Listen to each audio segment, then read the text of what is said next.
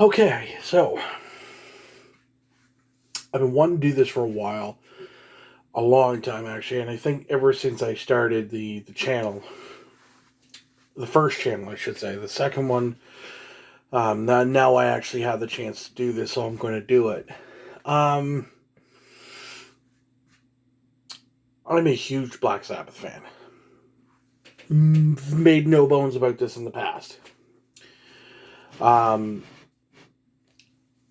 and I was going to do a ranking that my guitar player and I talked about. And then I thought to myself, well, here's the thing. I don't have enough Sabbath. Like, I mean, I do, but I don't have any of the Ian Gillan stuff. I don't have any of the Ronnie stuff, except for a best of, which, I mean, okay, I could show it, but I only have Ozzy stuff, and I don't have any of the Tony Martin stuff either. So what I want to do here is just kind of give a brief history, because I'm not going to go through that mess. That would take me all night long. Because there are people that will watch this eventually and be like, what's he talking about? So I'll give brief bits, but I'll do it in kind of my own way, and that way you guys aren't like, oh, he's reading off of a script again, blah, blah. Well, like, some of it I kind of have to. So the classic lineup, as it were, you have vocalists, drummers, and bass players have come and gone, but only one man has been the most consistent, and that's Tony Iommi. So we're looking at the band formed in 1968 with the four that were mentioned: Tony Iommi, Bill Ward, Geezer Butler, now Ozzy on vocals, Tony Iommi on guitar, Geezer on bass, and drums was Bill Ward. So essentially, basically they, with the four that were mentioned, obviously they forged their way through what they called heavy rock. We all know it as heavy metal, along with their peers in Led Zeppelin and in Deep Purple, because they literally were really the only ones at the time that really, got that mainstay. I've said it numerous times and I'll say it again. When it comes to actual literal heavy metal, they're the first. They're the first, the tritone, all of that jazz. Now, rather than argue about that all night, because I'm not doing it, and I mean, I could literally go through every single member and lineup change, but I'm not going to do that either. I'm here strictly to talk about the music, but I am going to talk about I'm going to talk about the other singers that they have, because with the other singers, that's changed essentially how the sound's been. So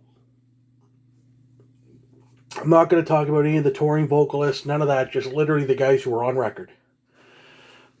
So Ozzy Osbourne, Ronnie James Dio, who was a part of Heaven and Hell.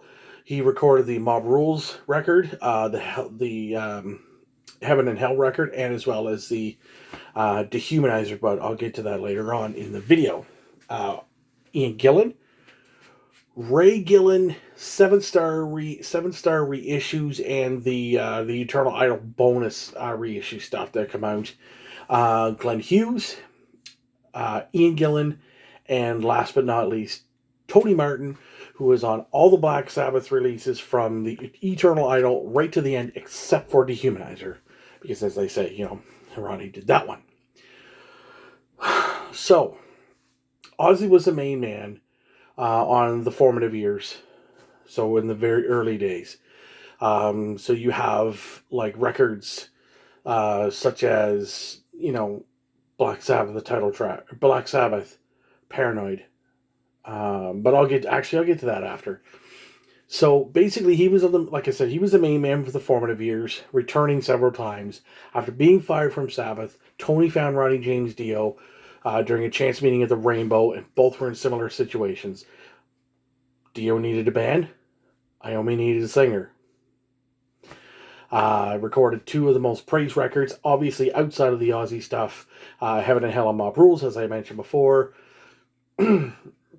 Both of those were without Bill Ward because they brought in Vinny Appice for that. And of course, when Live Evil come around, that's where everything went downhill with the Dio stuff. That having been said, they had several disagreements. Dio left, took Vinny Appice with him.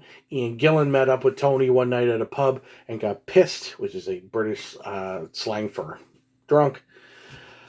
He joined even after the band had auditioned David Coverdale of Whitesnake fame, John Sloman, Nicky Moore, and Michael Bolton. Now, that's never actually been confirmed that I'm aware of. I've tried to find that and I couldn't really find much of it. So that's your brief history. It's about a little over 5 minutes. Now, my thoughts on the discography is as follows. All of the early records, Black Sabbath, Paranoid, Master of Reality, Volume 4, Sabotage, Sabbath, Bloody Sabbath, are the pinnacle of metal as far as I'm concerned in terms of forming it. Low tunings, of course, like with a lot of other records. The doom and gloom subject of the lyrics, some blues influence as well, because on that first record, there's a lot more blues than there is, your standard metal, which would be in the title track of Black Sabbath, the song.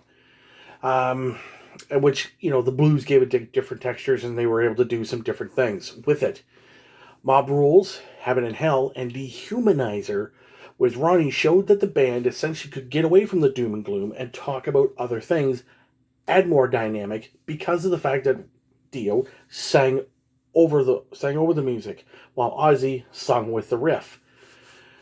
Now, Ian Gillan is kind of also similar to Dio, but he was kind of like with Ian. He was dark, but he wasn't as dark as Ozzy, and he wasn't as lighter, I'll say, as Dio. Not that Dio wrote light lyrics, or he sang about dragons and stuff and other things. Black Sabbath 7 Star featuring Tony Iommi, which probably is one of the stupidest things, but it was originally supposed. So the thing with that is, it was originally supposed to be a solo record, but the label said no, you need to come back and do a Sabbath record. So that's why they called it 7 Star, featuring Tony Iommi. Or Black Sabbath featuring Tony Iommi, which the featuring is stupid because Tony has basically been Sabbath. Now, after Ian left, in comes Glenn Hughes of the Trapeze fame, and Deep Purple, and that's when they did the 7th Star. He was more into Tony's solo stuff, but he never really wanted to do Sabbath. It wasn't his shtick, it wasn't his bag, and he really didn't like the idea of it. But a really cool thing that I do own is from 1996. It's Iommi and Hughes. It's a kind of a burn copy. The DEP Sessions, 1996. It's pretty sweet. That's a killer record. It's basically Tony and Glenn if it was just the two of them, and a drummer. So Ray Gillan came in to finish off that tour because Glenn had his orbital bone, which is up in here, busted during a fight with the production manager. And he was having a hard time hitting notes and stuff. What it was is that when he busted and they were drinking, he got dry blood in his throat, and because of his broken orbital bone, all the blood went down to the back of his throat and it dried. So that's where a lot of that problem came from. Now, I personally love that record, but it doesn't get the fanfare that a lot of others fans would give it. Now, I'm surprised this isn't taking me any longer, but I guess shy of me going deeper into all of the records, like Paranoid, which I might do, I might kind of tag that on at the end. Tony Martin. So in October of 86, Sabbath started working on new music that would eventually become the Eternal Idol with Tony Martin, their new vocalist. Now, from the standpoint of heaviness, it's there. From the vocal acrobatics, it is there.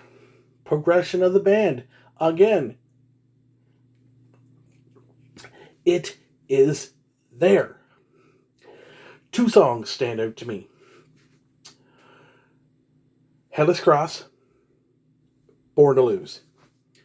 Now, in talking to my guitar player today, and discussing this, I'm like, and he's like, so he sent me a zip drive with all the Tony Martin stuff. So what I did was I went on YouTube, of course, and I found a Black Sabbath, a couple of playlists with Tony. So I listened, and I listened, and I listened, and I listened, and I listened.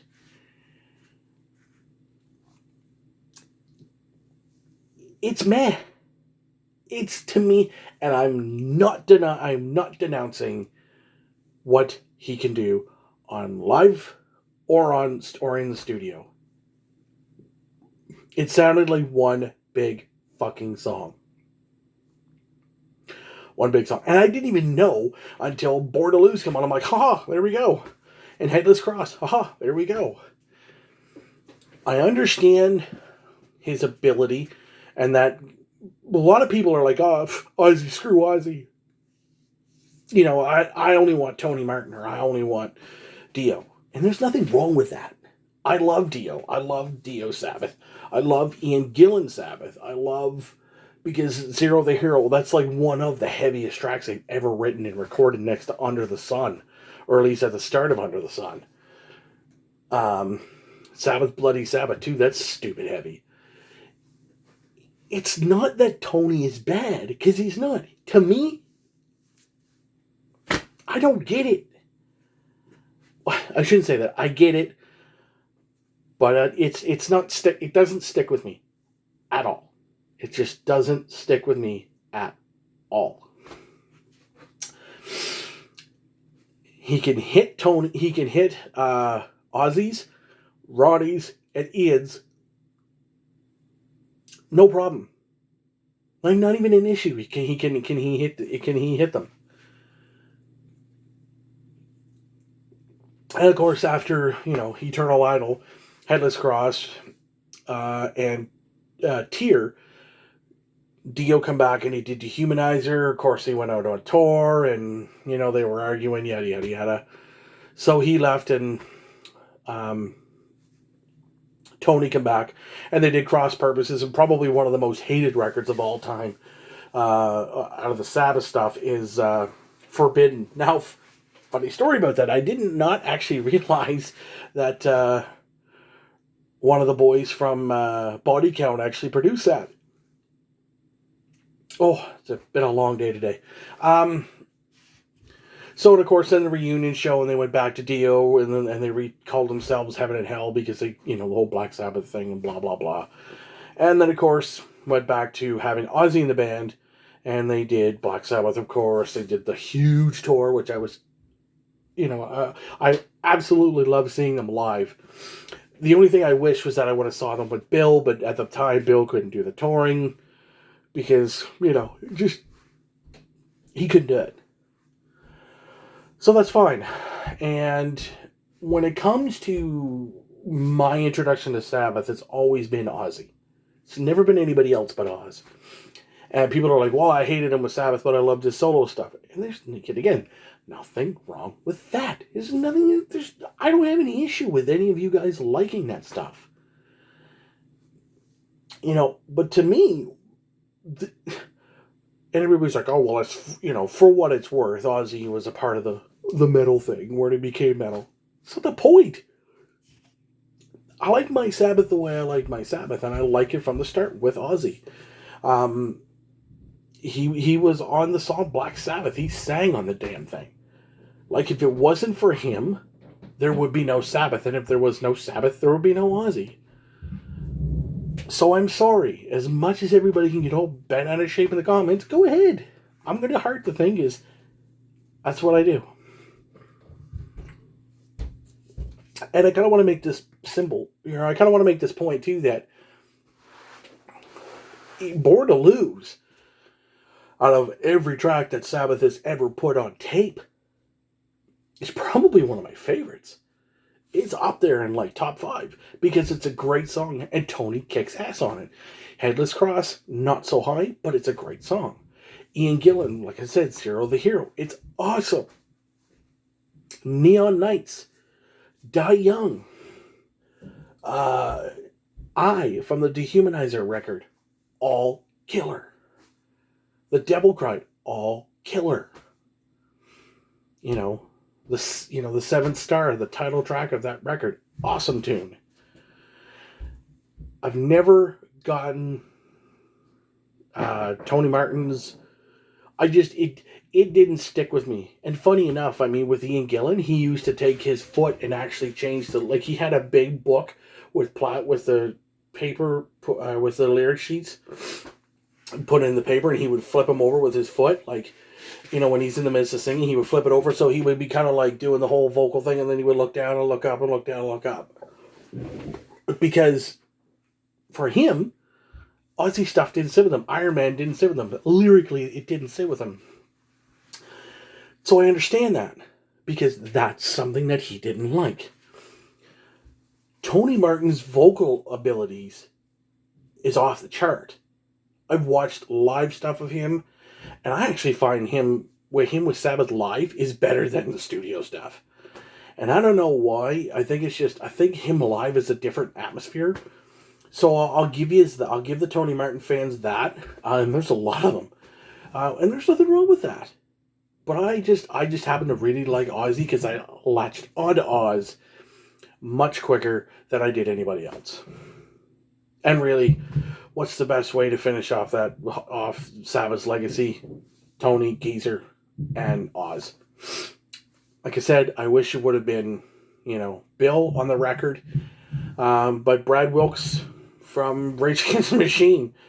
Weird, but hey, they got it done. And at the end of the song, "Dear Father," they went out with the rain and the thunder. It's a perfect way to end such a massive, massive, massive history and a massive discography. 19 records. I mean, Tony Iommi's got riffs and riffs and riffs galore. He's probably still doing it right now. I mean, he had the lymphoma, and I believe he's cancer-free right now.